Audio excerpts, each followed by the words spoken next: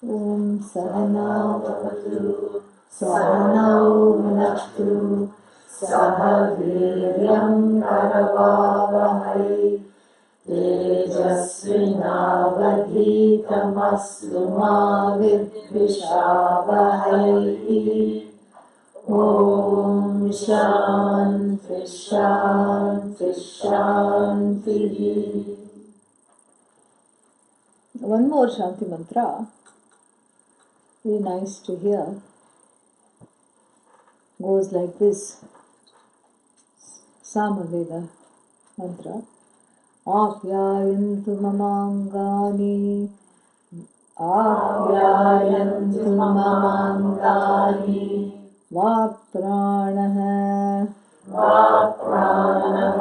chakshushrotram, balam. It's hard to remember when it's, split up like that. Wonderful. Va pranaschakshushrotramatho balamindriyani cha sarvani. Va pranaschakshushrotramatho balamindriyani cha sarvani. Sarvam Brahma Upanishadam Maham Brahma Nirakuryam Mama Brahma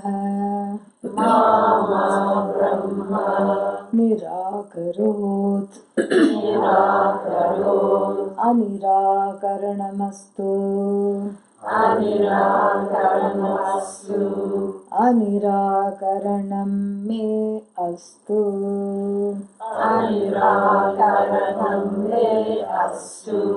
Tadatmani nirate Ya Upanishatsu Dharmaha Te mayi santu Om Shanti Shanti Shanti. The mere utterance of this mantra is sufficient to sufficiently avert this impasse that we talked about, that allows one to go deeper. I'll explain the meaning later, and we can chant it again as well. So the impasse is merely this. Even though one makes a big deal out of the feelings and the emotions, it's what they are, fleeting. You may say it is fleeting, but it has been there for 3 lifetimes. How is it fleeting? Okay, it's not fleeting, it's fleeting.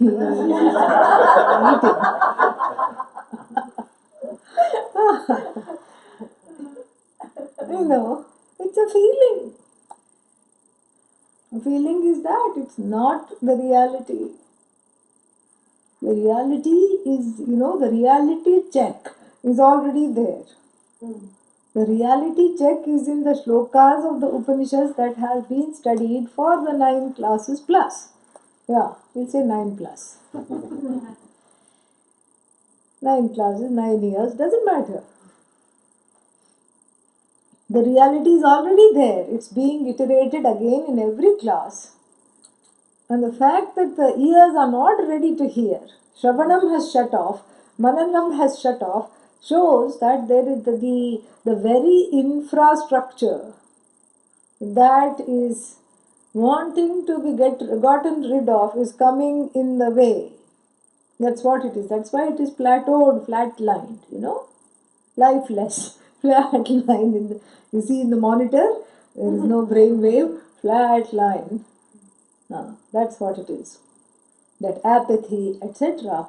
is part of the pattern, and not knowing that, the person enshrines that to be the truth and says whatever the Upanishad says cannot be right because this is my direct experience. You see how experience can mislead?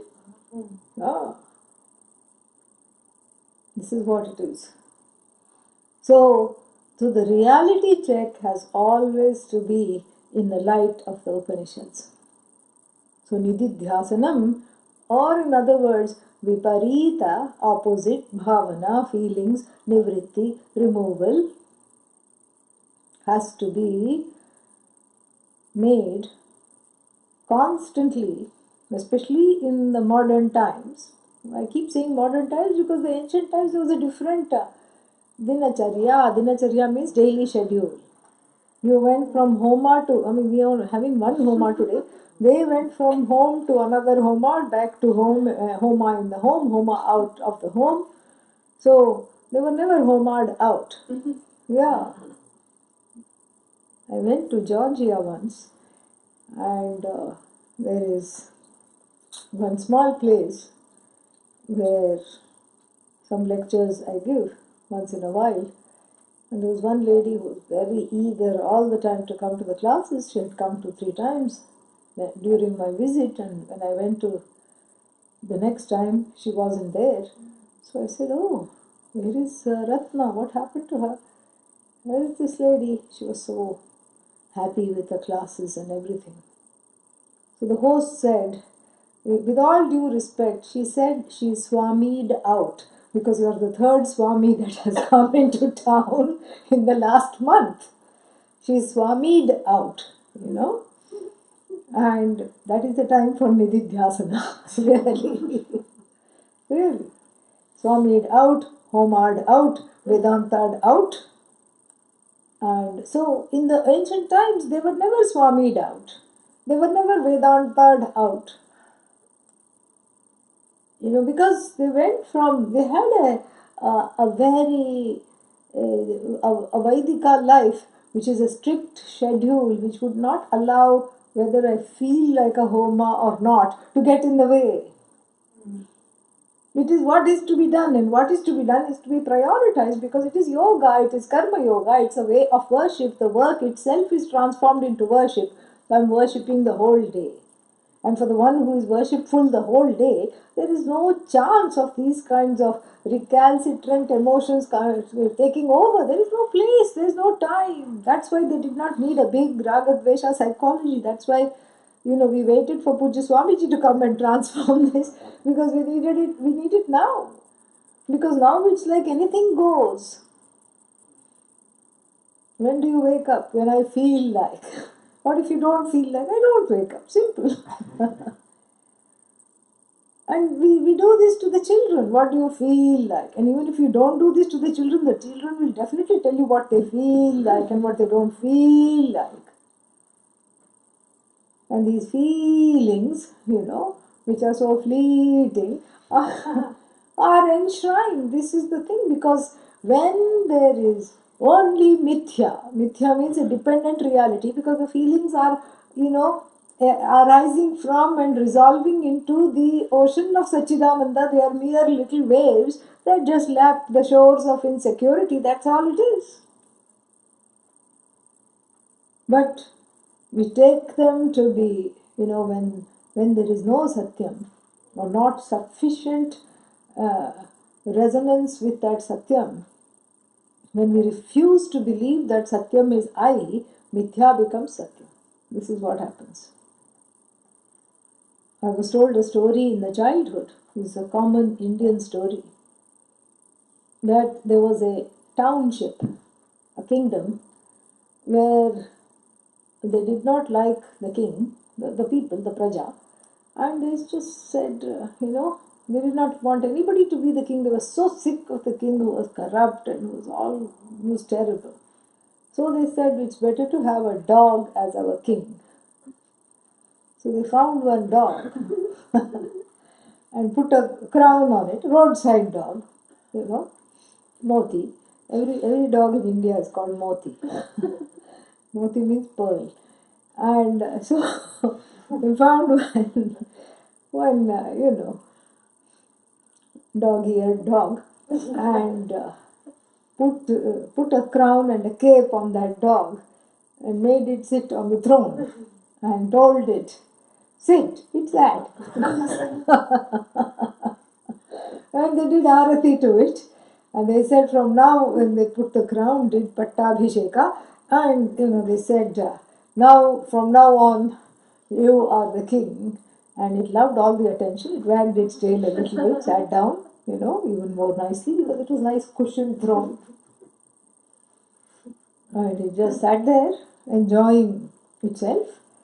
And then, of course, very soon the fanfare and all subsided, They gave it things to eat, they gave it Naivedya to eat, and they did Arati to it, and did a little ceremony to establish it was the king. Then very soon it saw another dog, its friend, going on the road. What did it do? It immediately got down, threw off the cape, the crown rolled off its head, and then it joined the dog, and both of them rolled in the dirt. And this is what happens when the feelings are enthroned and enshrined, and when the ahankara, which should be listening to what? Listening to the Guru, instead is listening to the feelings and is put the feelings like this dog with restless nature, rajasic, tamasic dog. The dog represents rajas and tamas. When those feelings arising from the gunas of rajas and tamas are enshrined and put on the pedestal and allowed to run the ahankara identifies with it and rolls in the dirt with it, because that's where the feelings will take one and leave one feeling dirty. That's really where it will go. It's not good news. And this is what is the bane of the West, really. And we can't really make a difference between West and India now, because India is also going the same with the globalized times. This is what it is. Busy, busy, busy. What? Doing what? Nothing. Spinning, spinning, spinning. And then me, mine. My feelings, you can't have them. And one finds a certain comfort in misery. Misery loves company. And then you have a support group of everyone feeling bad. And then that gets the feelings enshrined even more. Even more. And the problem is this, that when this is done for ages, and when this has certain cultural backing of enthroning and enshrining the patterns to the level of reality and letting them run our lives, then we have a kind of a sanction from the society to do that, and that underscores the fact that this is real. There is a societal sanction. Of course you should feel outraged, and you should sit and stew in the outrage for centuries. You are entitled. This is the problem, this entitlement. Entitlement to what? At least have swarajyam. At least have, some kind, be entitled to the mastery. Be entitled to the gifts of the Upanishads. That's where your entitlement lies. But where is it exercised? It's exercised in feeling miserable and being entitled to misery and outrage. Very sad. Extremely sad state of affairs. So this is on the collective level. The patterns get a sanction to run their script. Sometimes the computers, when they're out of order, they keep running a script. That's how it is. Sometimes I get a notice on my computer. There is a defective script running. Should it stop or should it continue? I say quickly stop it. Who is going to stop the defective script running here when it has got societal and sanction? Everybody says, yes, this is the way to go. Yes, you should feel outraged. Yes, you should feel upset. Yes, you should do this. Yes, you should do that. And that is why we need nididhyasanam.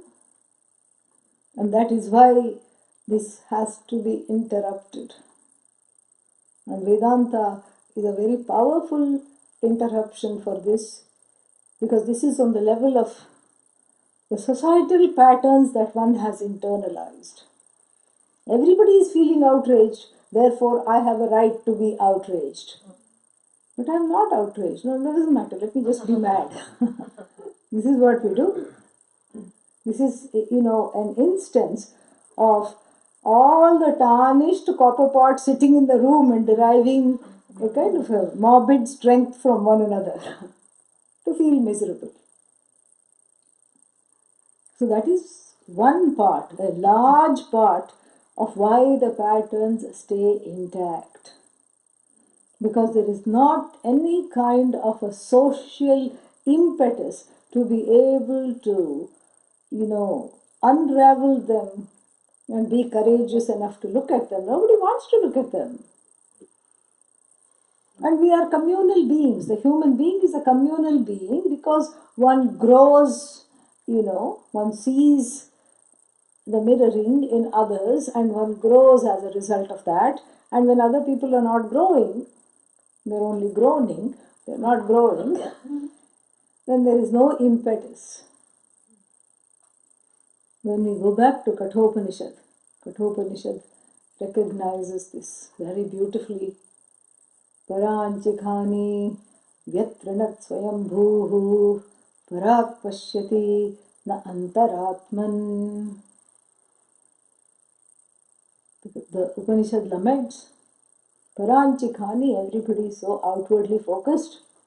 All the organs of action and the sense organs are focused outside. Nobody is ready to look within.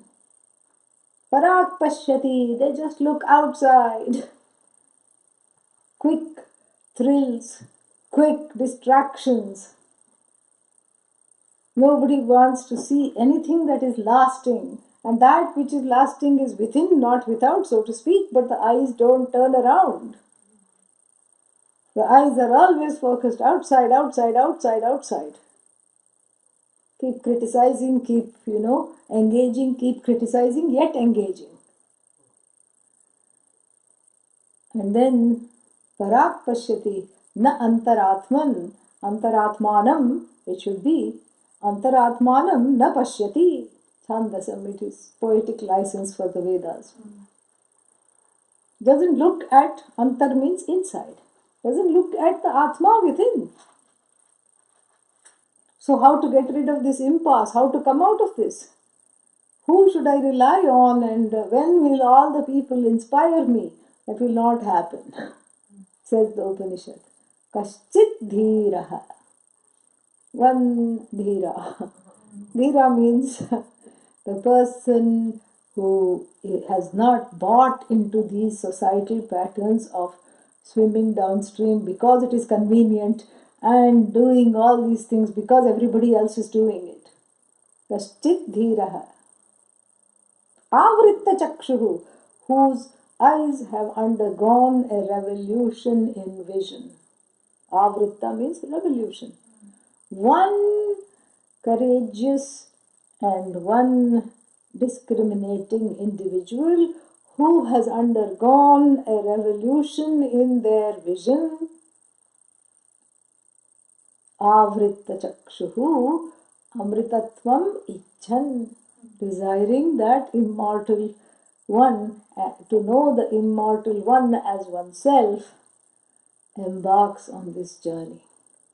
It's the same journey that has been undertaken from ages. Not specific to, we think, okay, this is just Upanishad and all. No, but it's a universal thing. Wherever you go in any society, you see, change happens at the level of the individual. It's mediocre to think that somebody else, everybody will inspire me and then I will change. That's that's mass think. Everybody thinks that. One person is ready, one person has the courage and the discrimination to revolve the vision. Revolve the vision means what? Change the vision to match that vision of the Upanishads. That is what the courage and the discrimination lies. And set off on this lonesome journey. And other people say, oh, this person is so foolish. And even in the tarot cards, the first card is the Fool. And if you look at it, it's very pictorial. Here is this fellow, like a sannyasi, he's got a stick on his, some kind of an androgynous being, got a stick on the shoulder, a little bundle of whatever possessions, and he is walking off a cliff. Ah, very brave. But at the same time, everybody thinks so foolish. Leaving the village or the hamlet or the settlement, in some cards, you see some fire burning somewhere in the back. What is more important is that there are these dogs tugging at the dress of this being, calling the person back. You want to go forward, but these dogs stand for domesticated patterns.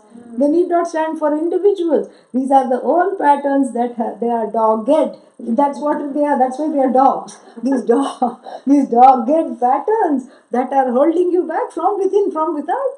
And they could also stand for specific people in the society, in the family, in the this thing. They are holding the person back, considering the person to be foolish. But there is a certain impetus to change one's life, and as soon as one begins the change, until the change is actually earnestly begun, nobody is threatened. It's okay. Yeah, a little Vedanta, you go and study good, Fine, go. Oh, this is getting serious. No. Come back.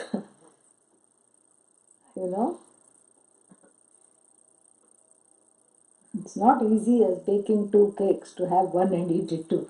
This is a slightly different.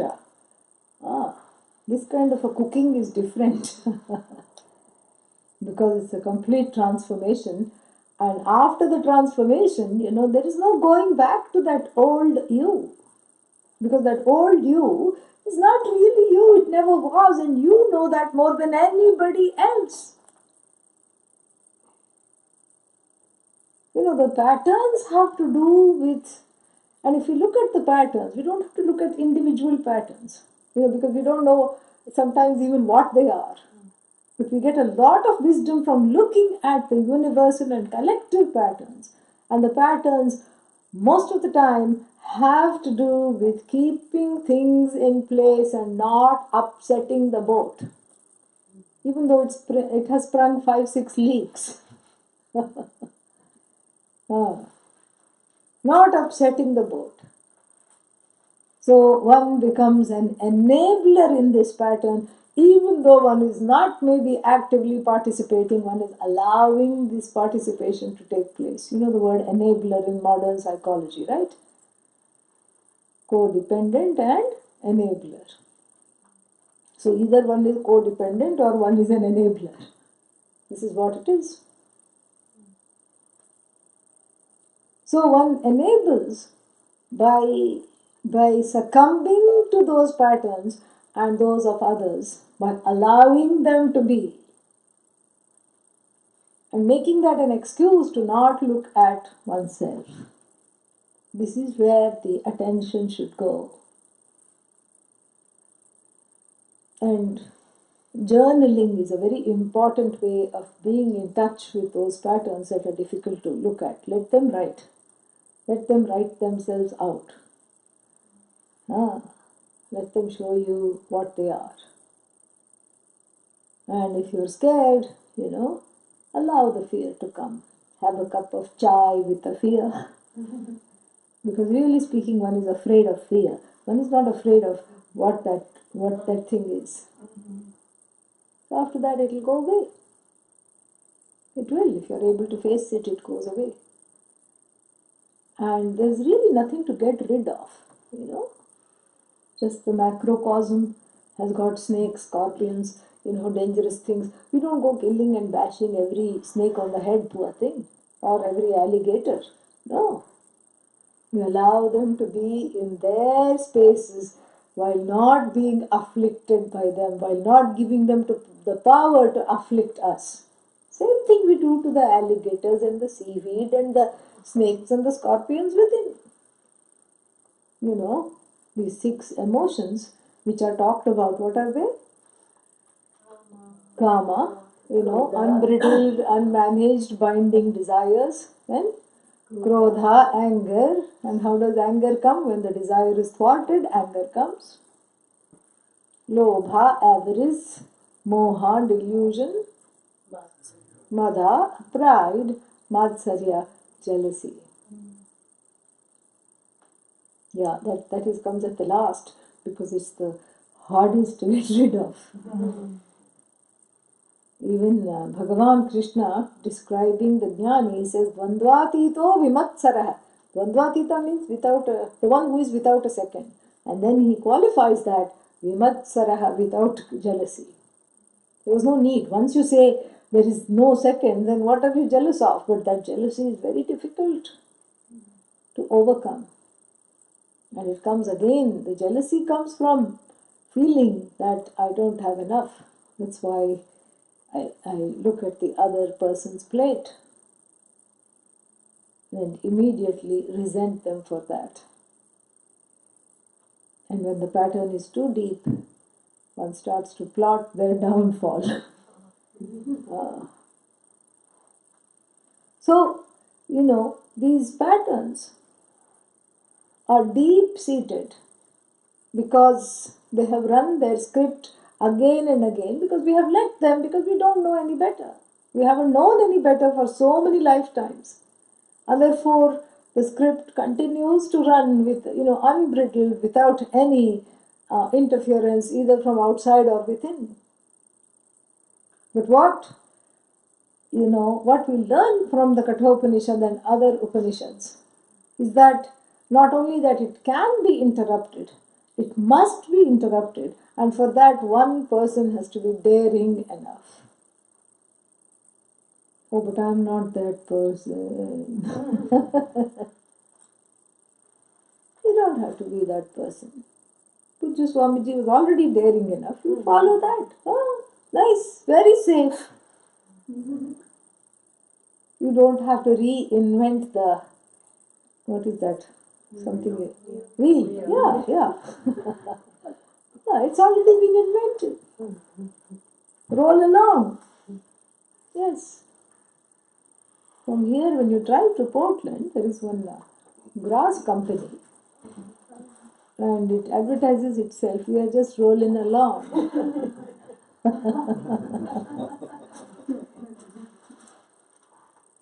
Keep rolling along,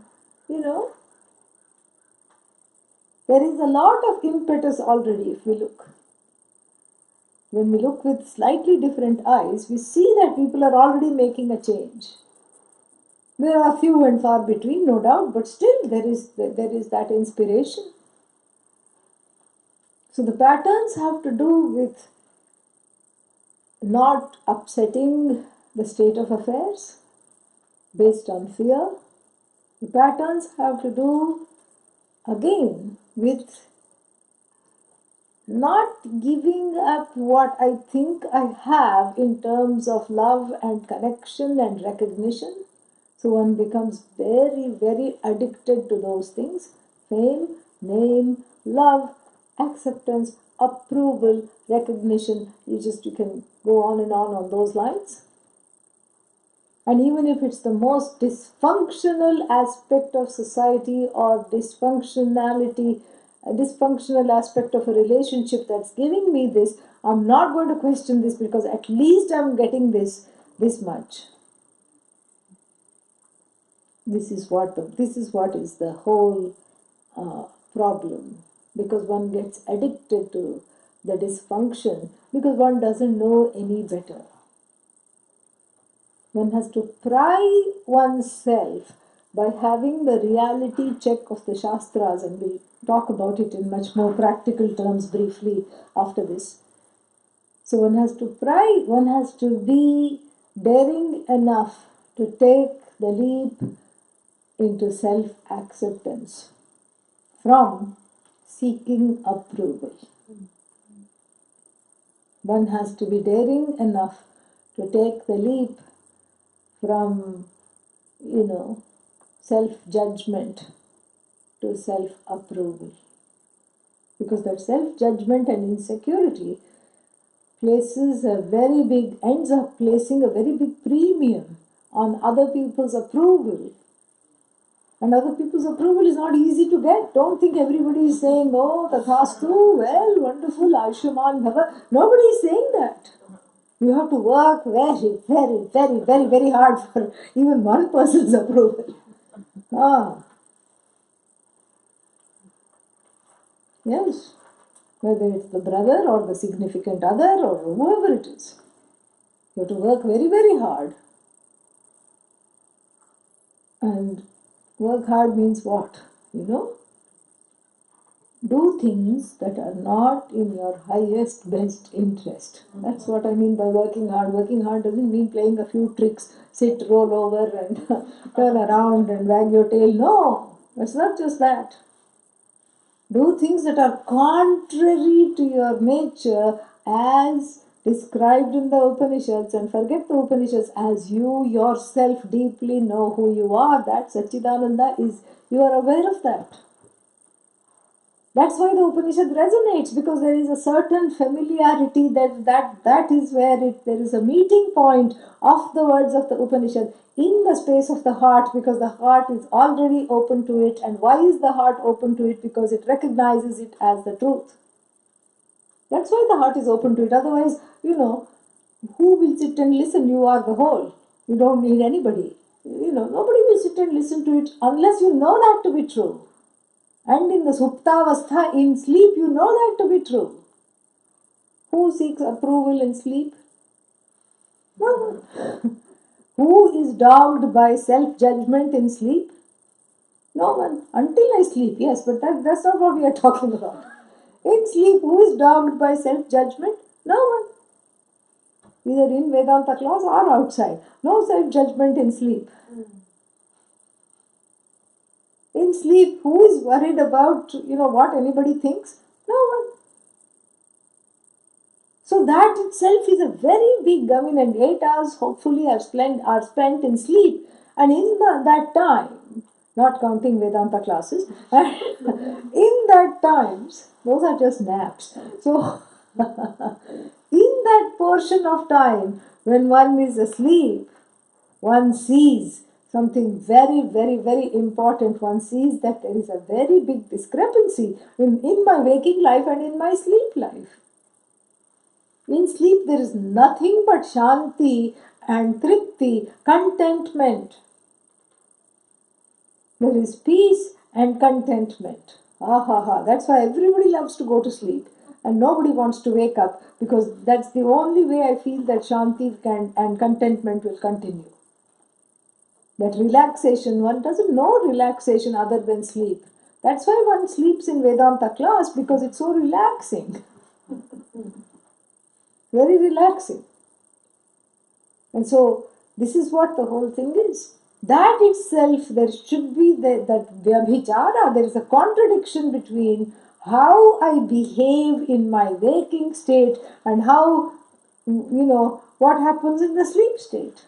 That itself should be cause for concern, because in sleep I'm not going around enabling others. In sleep I'm not a codependent. In sleep I'm not trying to assuage other people's patterns so that they pay attention to me. In sleep I'm not begging for scraps of approval. In sleep I'm not criticizing myself or others.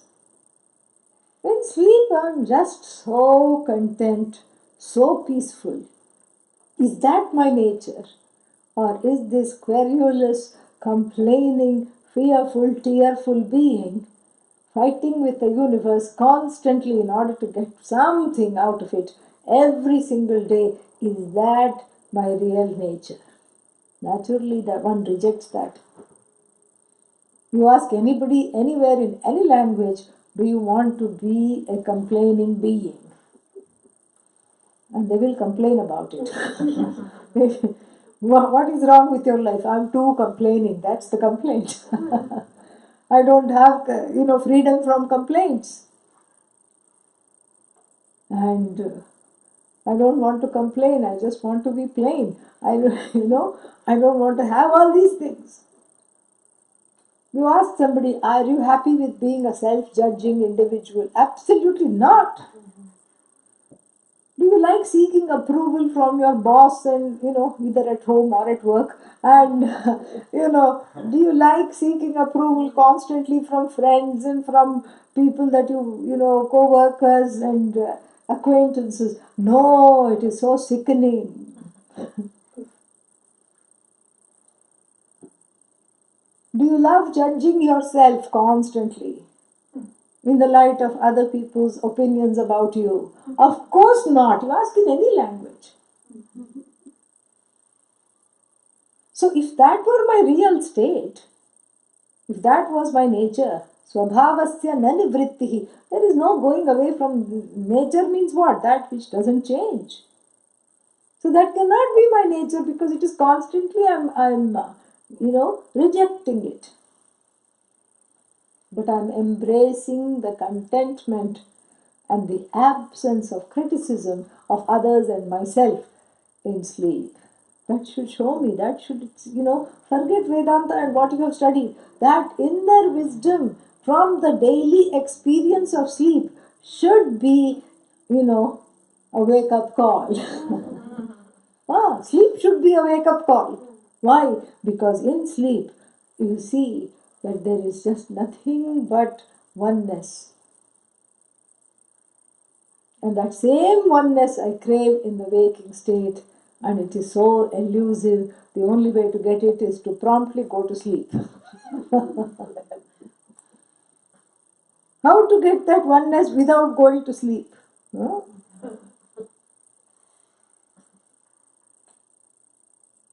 Guru Sharanam, that's all.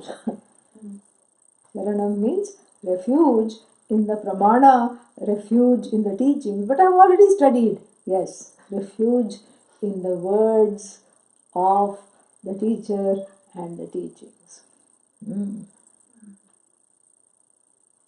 I've said this example before. When the cow is let out for the grass time, pasture time, it doesn't know how long it has. It has no sense of time. It knows it's hungry, and it knows any time this farmer can put it back in the shed. So what does it do? It immediately goes, nibbles, nibbles, nibbles, nibbles, nibbles, grazes, grazes, and then the farmer hasn't come back. Oh, they seem to have a lot of time. It's because it hasn't digested anything, it hasn't assimilated anything. It's just, made the stomach a storehouse of the grass, undigested green grass. Then it ruminates. We call it, chews the cud. So the grass that was eaten without chewing, basically first it mowed the lawn. That's all it did. It mowed the pasture. And then it sits under a tree and recalls that, regurgitates that, and then chews it, and then sends it to another stomach, a deeper stomach, from where it doesn't come out. That's important. And that's what a happy-go-lucky student of Vedanta in the beginning does. Oh, there's a class there, let me go. Another class, wonderful. Oh, a retreat, let me not just go, let me organize it. Fierce, wonderful, great, let me do that. And then what? Oh, now what? Nothing seems to have changed. Why did not anything change? Because the same orientation which I was having towards my waking state and the world, that something from outside will come and pluck me out of this and take me.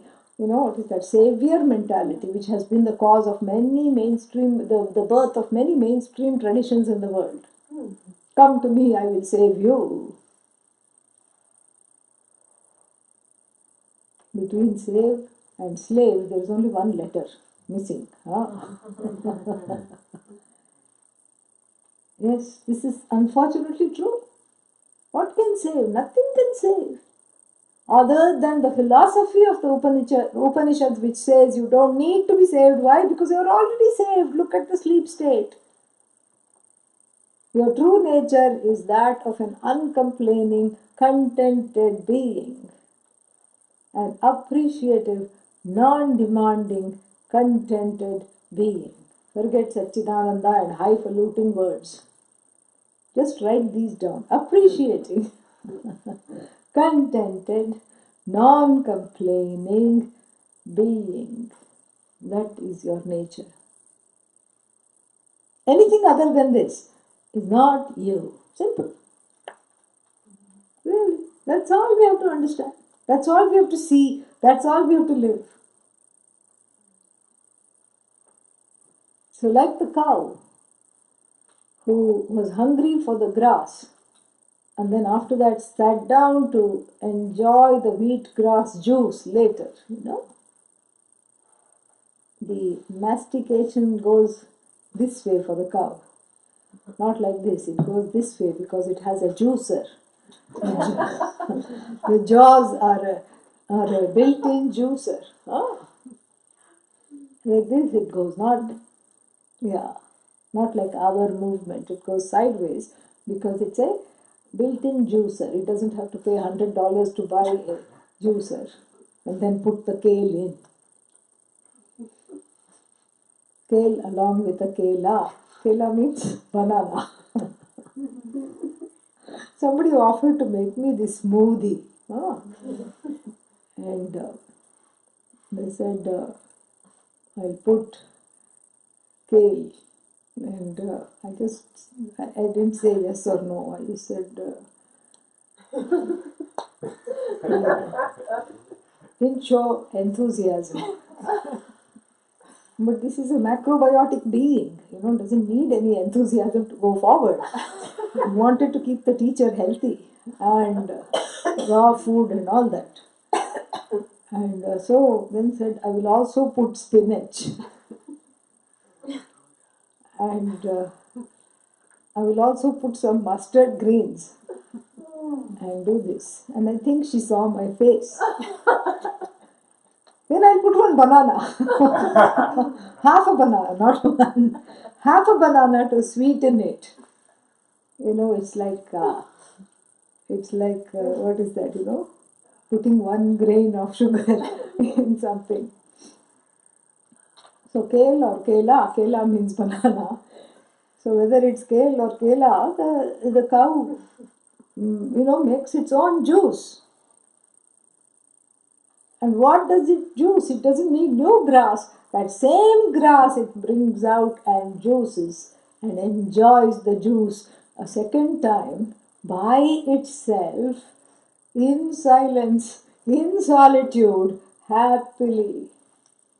This is what is called nididhyasanam, contemplation, bringing forth the words of the Upanishad which have been studied, which have been enjoyed, which have been understood. And then now what? Now what do? I enjoy them again and assimilate them. This is nididhyasanam. But I don't know Sanskrit, I don't know the words of the Upanishad. See, look at the excuses. These are patterns. Oh, Sanskrit, if I just look, who remembers what the teacher taught and but there are talks, you can listen to the CD, CD, Shmidi, who wants to, CD should be spelled SEEDY, CD, and who wants to listen to a CD? I don't have the time to even put it in, I don't have the motivation, I don't have the inspiration, I don't want to have anything to do with the teacher or with the teachings. This is the feeling. That's the pattern. That's why I told you, forget Sanskrit, forget Tattvamasi, forget Aham Brahmasmi, forget all the Mahavakyas. Just go back to the basic, what you find in sleep. A non-demanding, what else? Appreciative, contented, non-complaining being. If there is any discrepancy between that and your behavior, it is cause to go back to that. Go back to that. No, but I can't not complain. Okay, but you can not talk, right? Yeah.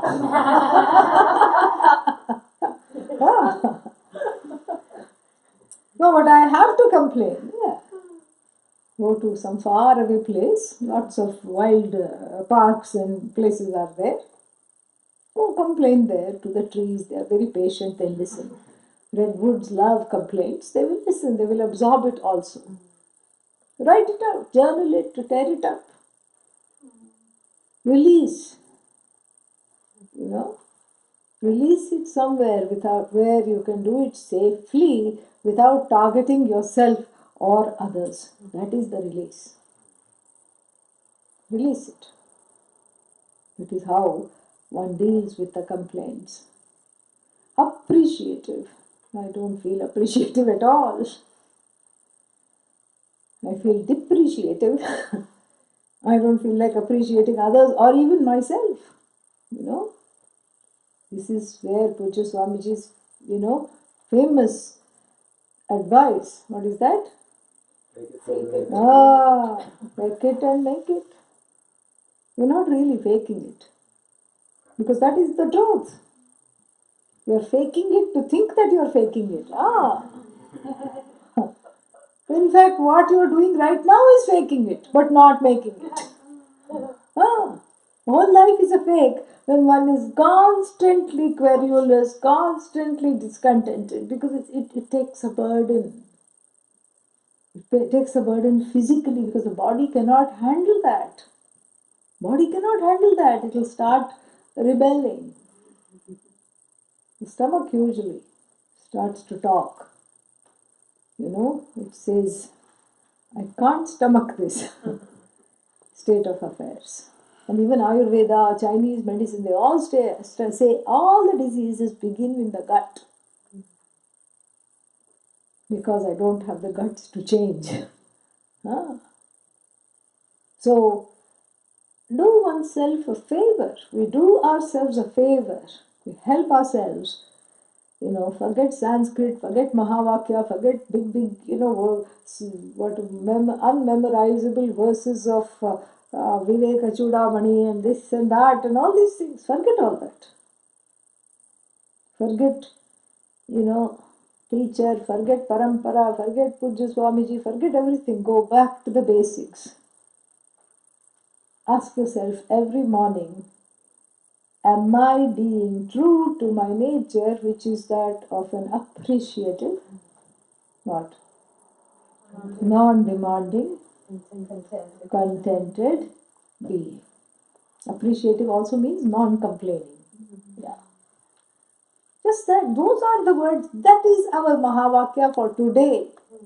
That is the Mahavakya of the day. If you are an appreciative, non-demanding, non-complaining, contented being, that is the translation of the word Satchidananda. That's what it is. So manufacture a delight that you don't feel. That everything and everybody starting with a significant other. No. Because that's the hardest. It's the hardest to do because the person that you're living with, you have the most complaints about. All their omissions and commissions are of course glaring, and then your omissions and commissions you transfer onto them and they are doubly glaring. Double dose of OCs, making one OCD. This is what has to be done every single day. And then we have to practice looking at the world with the eyes of a unhurt small child. A child that has not had some traumatic experiences. A child that is simply there, and you see that. You see that they are willing to forgive, and you see that they are willing to just take things as they are. You see that they are appreciative. And if the basic needs are met, they are not demanding. That comes later. That's why it's called terrible threes or something like that. Terrible twos. But before that,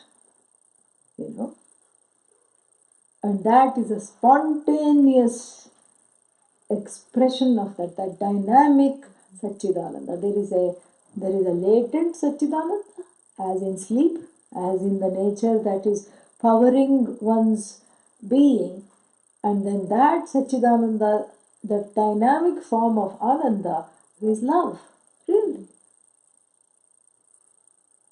And this love was not really talked about at all in Vedanta until Pujya Swamiji came, to the teaching arena and wrote a book, Discovering Love.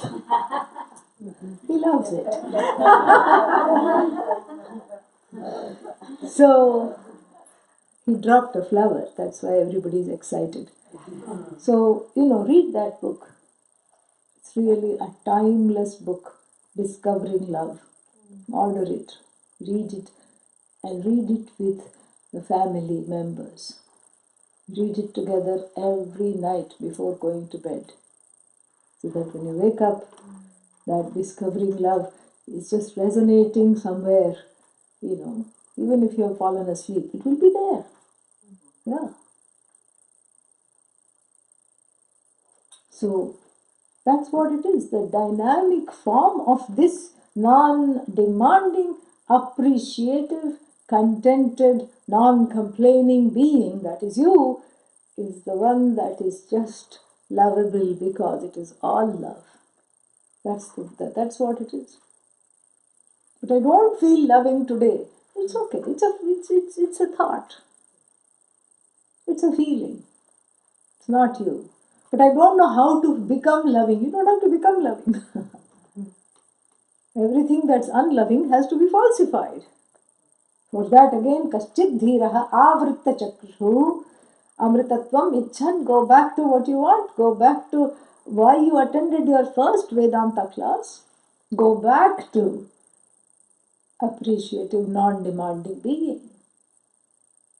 This is what it takes. Repeated doing this will help clear the way to reconnect to the teachings and the teacher, if the quest has not been complete. Because otherwise it's very hard to relate to the teacher, and it's very hard to trust the teachings, because the same distrust is coming in the way, and that was what the first talk was. Somehow it is all connected, isn't it, this time? Yeah. So it's very hard to connect to the teacher and the teachings when all of this is in the way. When I'm complaining, discontented, non-appreciative being, demanding being, how will the teaching come in? How will I look at the teacher without demanding?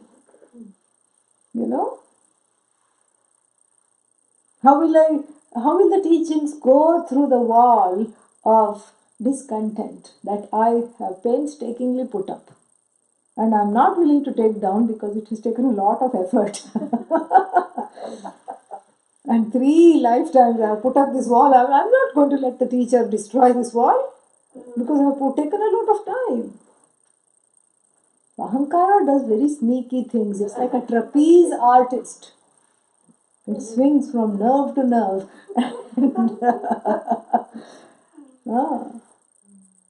It's not that we are trying to do away with the ego.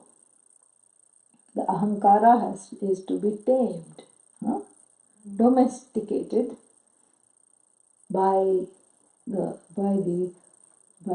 shama dhamma, self-discipline, and by the allow, so that it sits in one place and allows to listen to the teaching. That is what is a comely ahankara.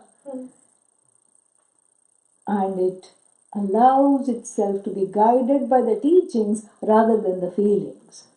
That buddhi stands for teaching, so the ahankara, is guided by the buddhi rather than the chittam, not chit.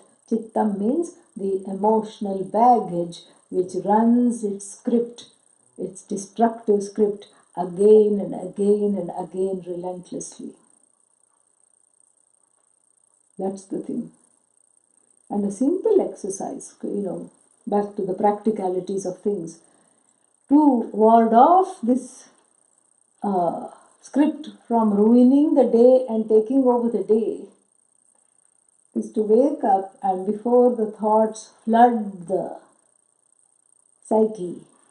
What is today? Oh, what do I have to do? Oh no. Before those kinds of thoughts flood the day, You tell yourself, first thing in the morning, what will you tell yourself? I am what? An appreciative, non-demanding, contented, non-complaining being. Starting with my own body, say that. Ah. And going all the way to the furthest galaxy. I'm an appreciating being, contented being, loving being, non-complaining being, non-demanding being. And then the body that can barely get out of bed does a miracle when you say this. A compromised arthritic body that can barely get out of bed, not that it will start to scale mountains. Pangum langhayate girim. Not that, we don't, but there is a meaning there. That means that the mind overrides this. The ahankara doesn't go with the complaining, Yes, there is pain. Yes, it is dragging itself around. But at least it is there to drag itself around. Imagine if you didn't have a body. Somewhere you'll be floating. Nobody will notice. Already nobody is noticing. Nobody will even notice you're there. And then you just waft into a Vedanta class. And then you're trying to say, Guru, I want self-knowledge because I messed up last time. Preta Sharira. Subtle body only is there. Nobody can see. Teacher also cannot see. And you don't have a mouth to ask for the knowledge. And you can't sit and listen because there are no ears. And somehow you have to, it's not fun. The body is a vehicle for moksha. That's why the prayer starts, Apyayantu mamangani. Avatu. May it protect this body. Even this, mad body, dragging body, painful body, non-working body, but still it's there. It's a vehicle. Some people have Mercedes and some people have, things that barely run. It gets you to the store, enough. Yeah. Gets you to the market of choice, enough. And back.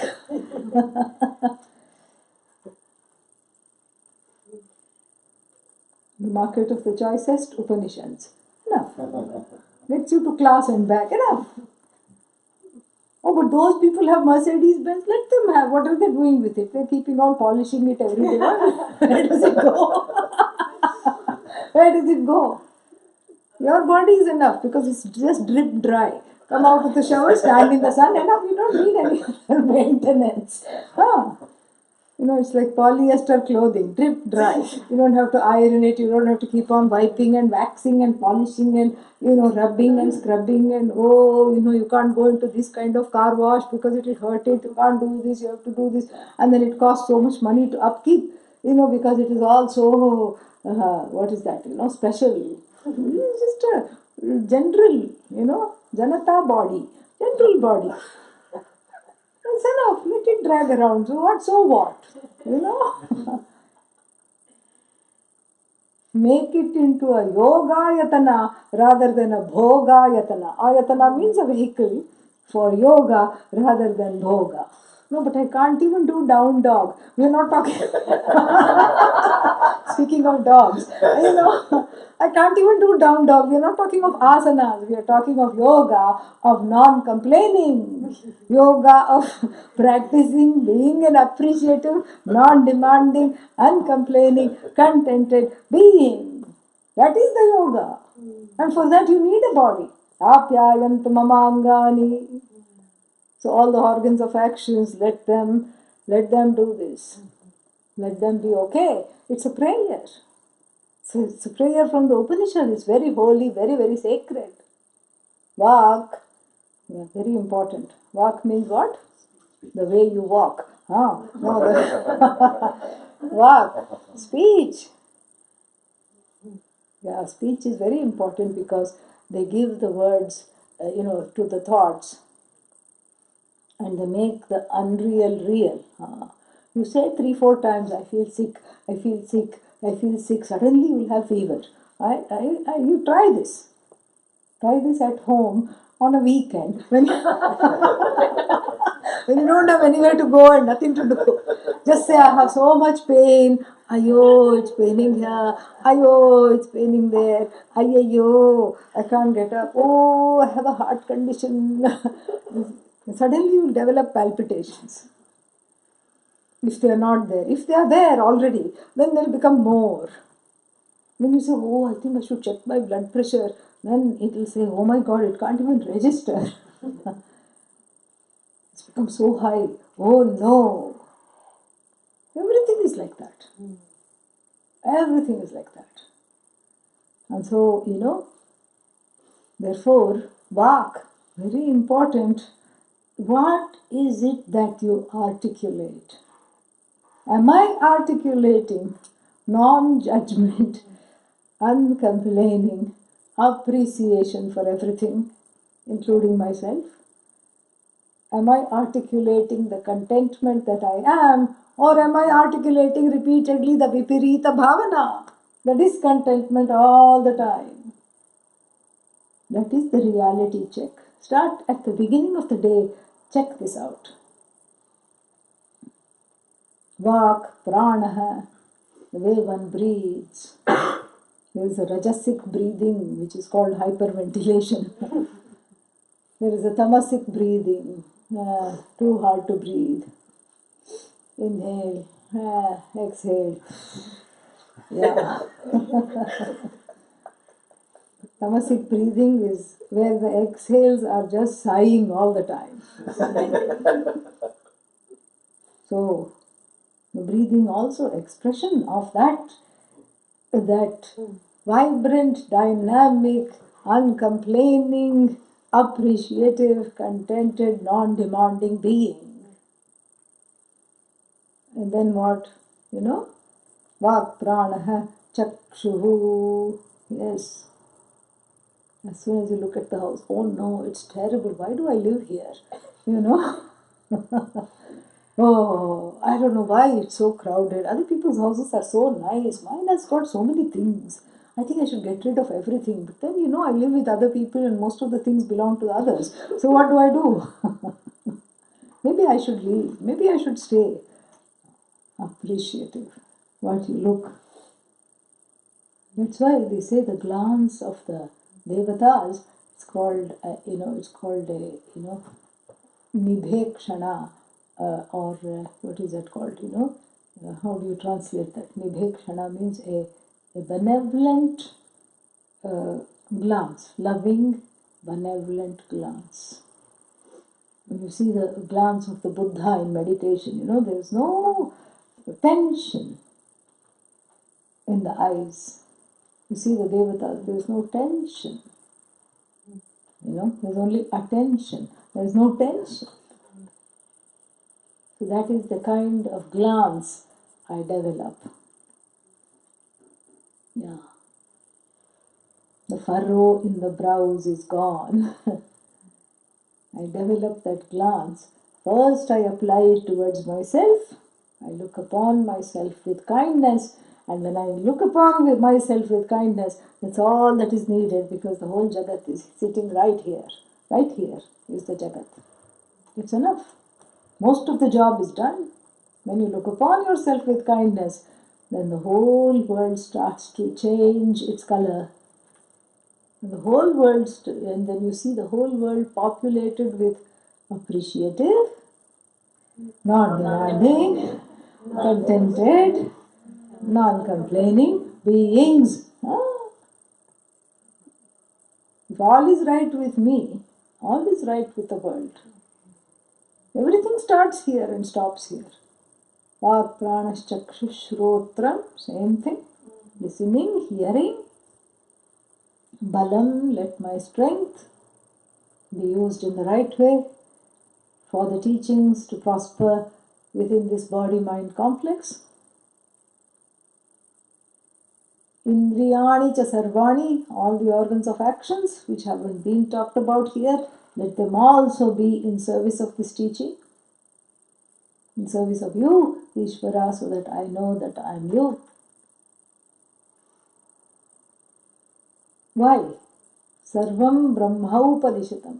Upanishad means Upanishad. Upanishadam, born of the Upanishads. Sarvam, all that is here is born of that Brahman, which is born of the Upanishad. Brahman is not born out of the Upanishad. The knowledge of Brahman is born out of the Upanishad. Brahman is Aja, unborn. Brahman is you. Sarvam Brahma Upanishadam.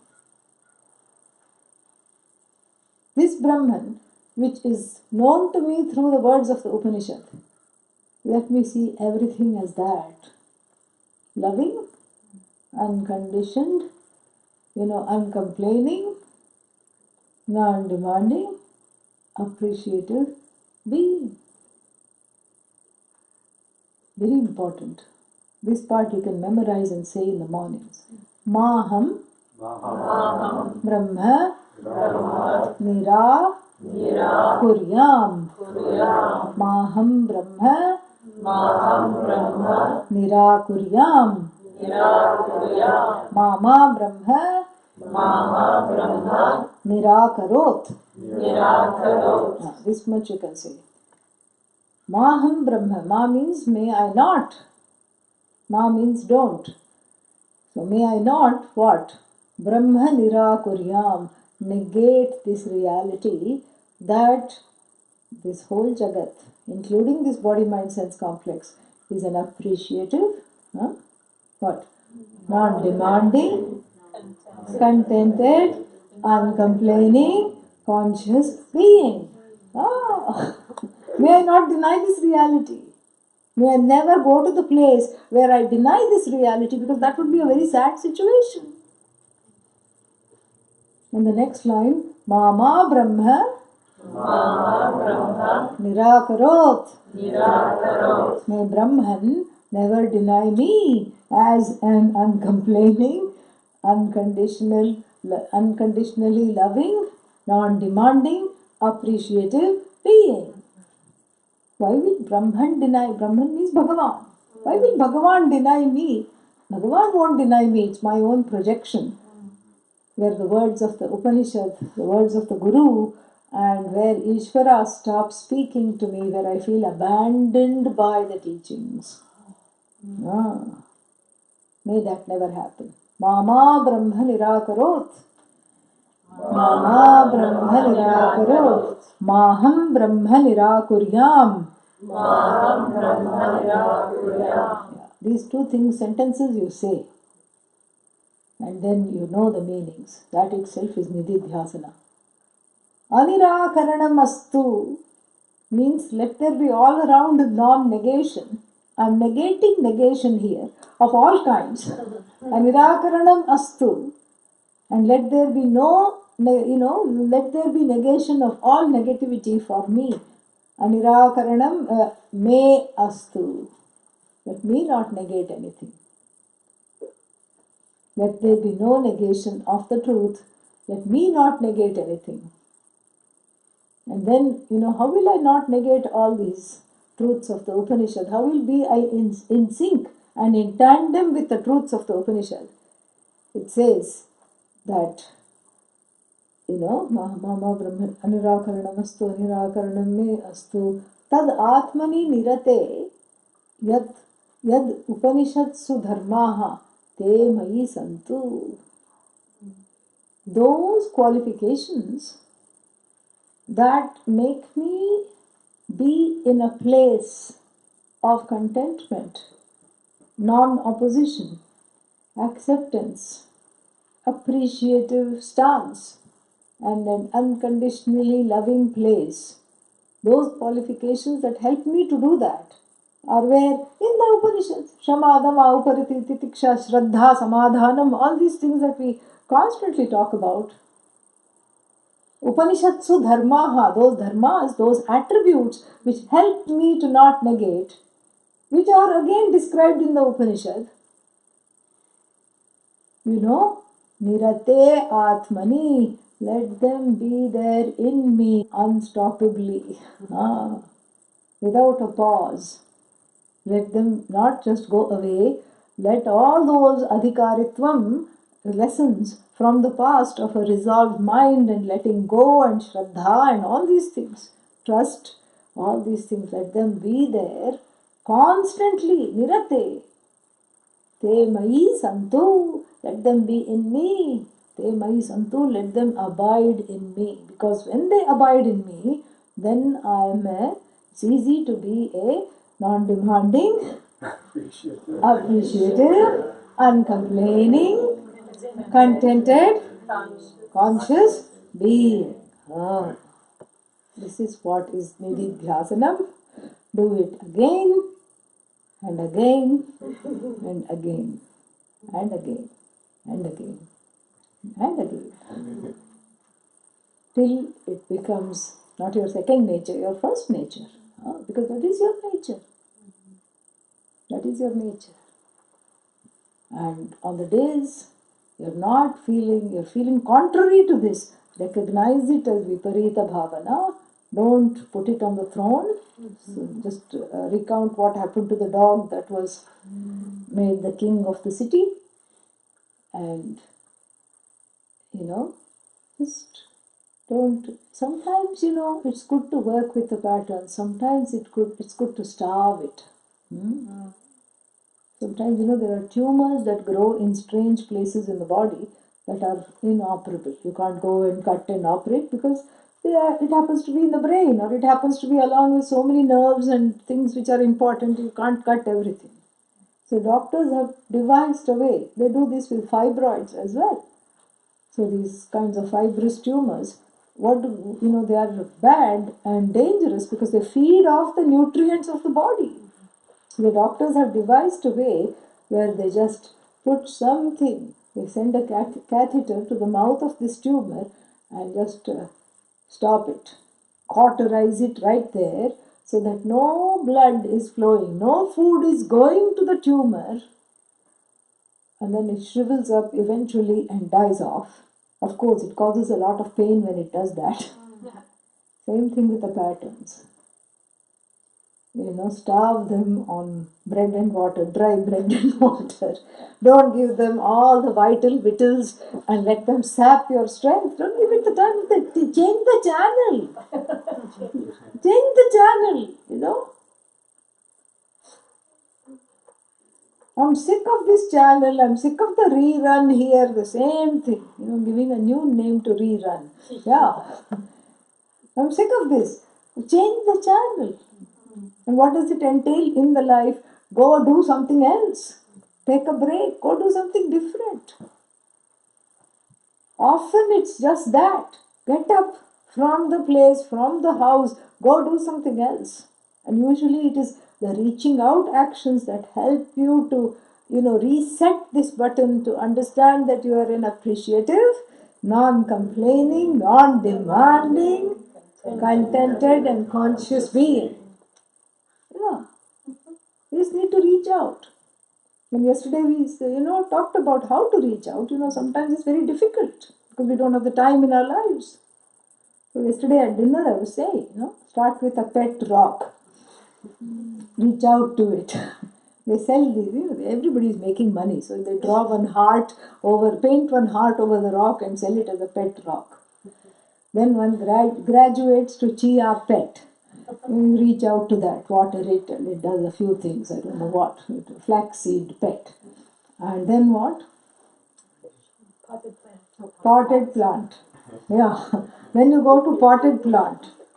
Little more things. Water and sunlight you show, because you have to come out of this, sickening feeling inside. The only way is to reach out to something else. And you can't do big time charity because, you don't have the, space for it in the heart or in the pocketbook. So therefore, potted plant it is. You care for it. And then you graduate to what? What did I say? Fish. Yeah. Here a little more. Sunlight, water and feeding is required maybe once or twice a week. You have to put some food in the tank and clean the tank and all these things. Fish. And then if you are able to manage the fish, then what? After that? Yeah, and here I have to make a note. I have cut out all the reptilian and the rodent family because I really don't think we should keep them as pets. Yeah, they're meant to be in the wild. Snakes, scorpions, turtles, and rats and guinea pigs. Yeah. So we'll skip to kitty. Uh, Kitty also takes care of itself. That's why it just it doesn't care whether you are there or not most of the time. Even if it cares, it doesn't show. Then after that, doggy. With much more care, much more. It needs you much more than the cat. And then what? You go back to the pet rock, call it Shiva.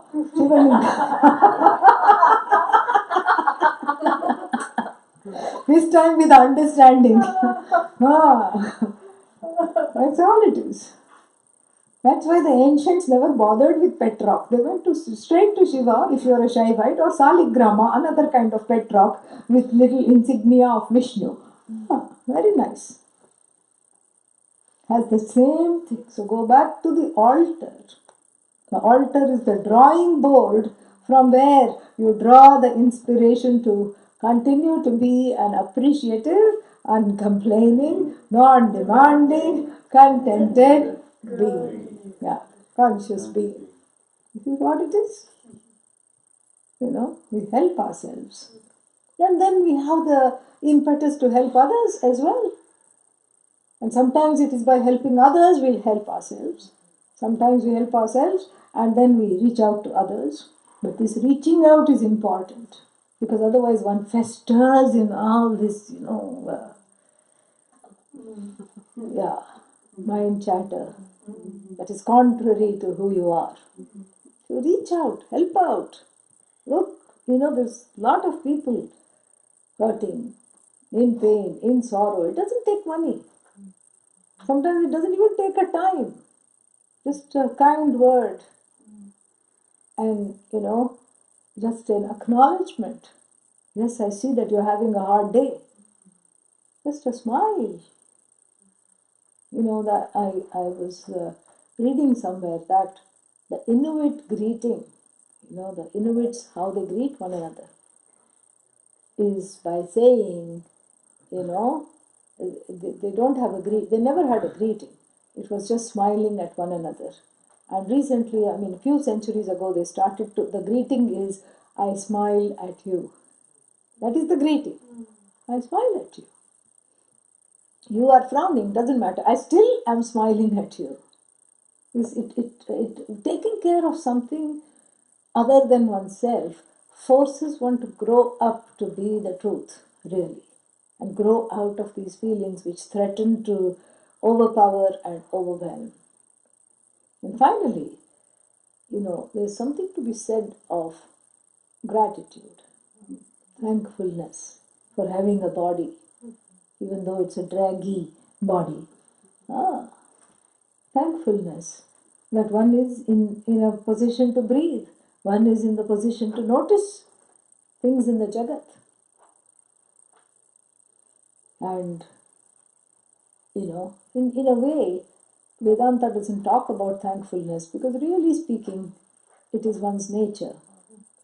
But it is something that is emphasized these days by modern psychology. And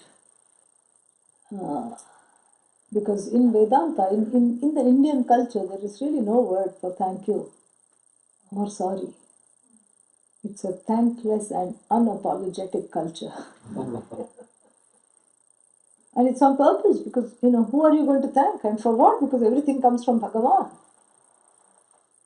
But here it's not so much, perhaps we shouldn't use the word gratitude so much as an acknowledgement that everything is given. And that appreciation is directed towards that Ishvara which has given everything. And nowadays they talk a lot about living in gratitude. That's what they mean, even though they haven't studied the Upanishads. There's something to be said about that. The more thankful I am, the more I am in sync with the truth of my nature. which is appreciative, contented, conscious, aware, alert, loving, unconditionally. Om Purnamada Purnamidam Purnat Purnamudachyate Purnasya Purnamadaya Purnamevavashishyate. Om Shanti Shanti Shanti. Hari Om Shri Gurubhyo Namaha. Hari Om.